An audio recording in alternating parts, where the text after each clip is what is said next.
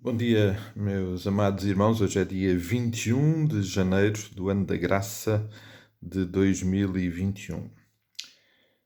Acima de tudo, porém, meus irmãos, não jureis nem pelo céu, nem pela terra, nem por qualquer outro voto, antes seja o vosso sim, sim e o vosso não, não, para não cairdes em juízo. Voltando a este versículo que nos tem acompanhado desde domingo e no qual nós fomos de uma forma muito clara exortados à integridade e como já referimos também numa total sintonia com as palavras do Senhor Jesus Cristo lá no Sermão do Monte, que encontramos lá em Mateus capítulo 5, os versículos 34 a 37, é óbvio que há aqui uma ligação, e também já referimos isso e uma exortação sobre um aspecto que tudo indica que era uma prática dos judeus de usarem o nome de Deus em vão. E aqui tem muito a ver também com a observância deste mandamento de Deus.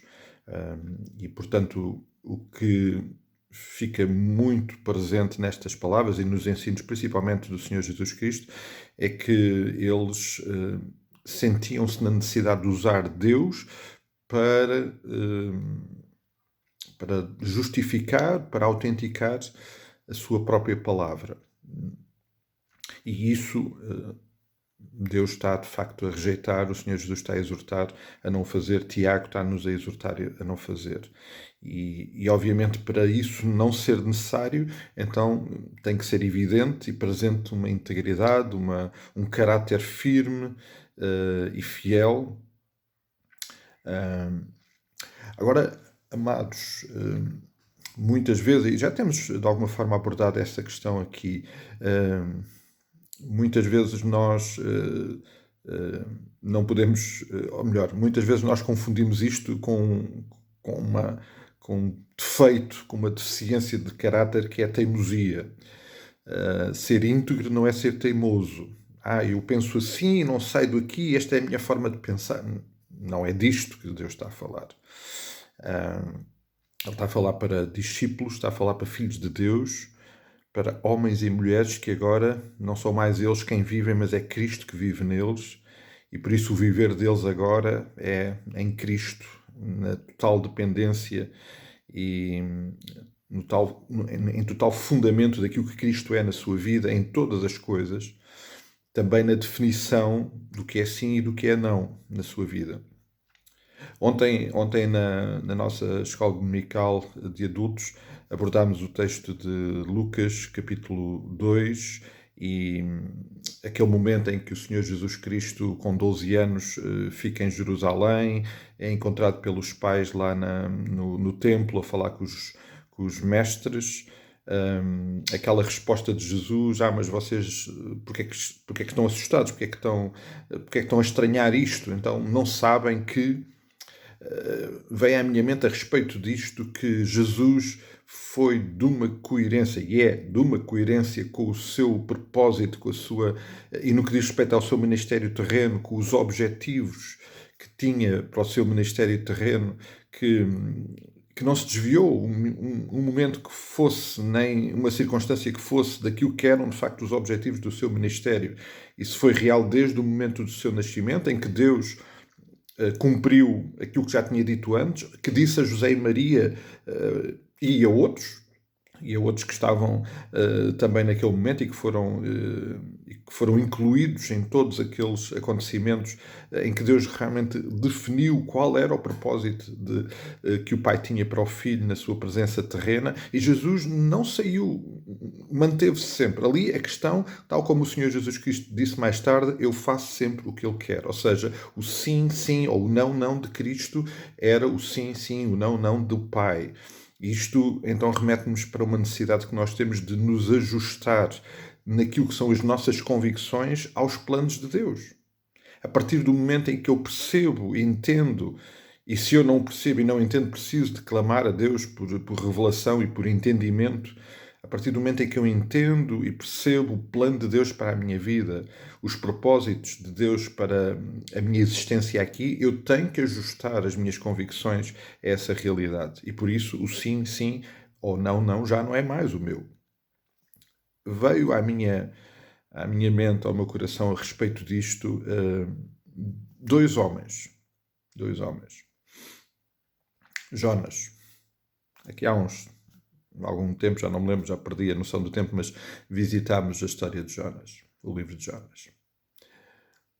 Jonas não queria ajustar o seu sim, sim ou não, não à vontade de Deus e por isso fugiu para Tarsis. Ele não queria, ele de facto queria manter-se na sua convicção e na sua determinação.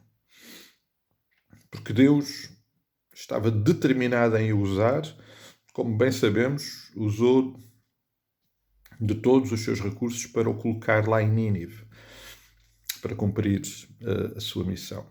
É interessante, amados, porque até no processo de cumprimento, de ajuste da vida de Jonas à vontade de Deus, mesmo depois de todo aquele processo interior e que nós vemos na sua oração lá dentro do peixe, em que ele de facto entendeu que estava errado e que queria ajustar a sua vida à vida de Deus, mesmo assim lá em Nínive, lembram-se das palavras de Jonas: eu sabia que tu ias fazer isto, por isso é que eu não queria vir.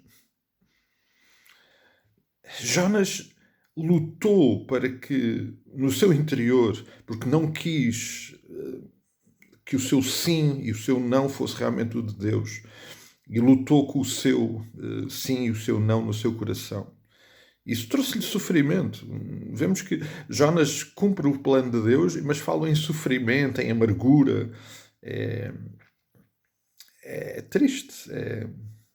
Não, é realmente muito triste perceber isso, quando nós insistimos nessa realidade. Por outro lado, um outro homem, Estevão. O facto de Estevão ajustar o seu sim e o seu não à vontade do Pai, bem sabemos o que resultou. Foi apedrejado. Foi apedrejado. Estevão, como tantos outros heróis da fé, e alguns já da nossa época, se tivessem mudado o seu sim ou o seu não, provavelmente não teriam morrido daquela forma. Estevão não o fez, como tantos outros não o têm feito. Mantiveram-se íntegros naquilo que Cristo era agora na sua vida. É tão interessante, amados, porque a sua integridade, embora o tenha levado a uma morte dura, difícil, momentos de muito sofrimento, os irmãos lembram-se o que diz lá o texto. Ele contemplou a glória do Pai. Ele contemplou a glória do Pai. A imagem e o texto que Lucas nos deixa ali descrito é de um homem em paz, apesar das pedras que estavam a cair sobre ele. Ele estava em paz, porque o seu sim, o seu não, estavam em total sintonia com a vontade do Pai. Amados, isto é um tremendo desafio, é um tremendo desafio. É um tremendo desafio para as nossas vidas. E precisamos muito em total dependência, total submissão a Deus, ir aos pés de Cristo e clamar para que isto aconteça e que Ele, porque só Ele pode tornar isso realidade na nossa vida, para que no meu dia a dia o meu sim, sim, o meu não, não sejam realmente íntegros e de acordo com a sua vontade. Que o Senhor nos abençoe nestes tempos difíceis em que o nosso sim e o nosso não são postos em causa. Como Tiago já nos lembrou, a nossa fé está a ser provada, testada e precisa de ser aprovada. E estes são tempos para todos nós, como sua igreja, uns de uma forma, outros de outra, em que sem dúvida nenhuma isso está a acontecer. Que o Senhor sustente, guie as nossas vidas. Vamos continuar a cuidar-nos em oração.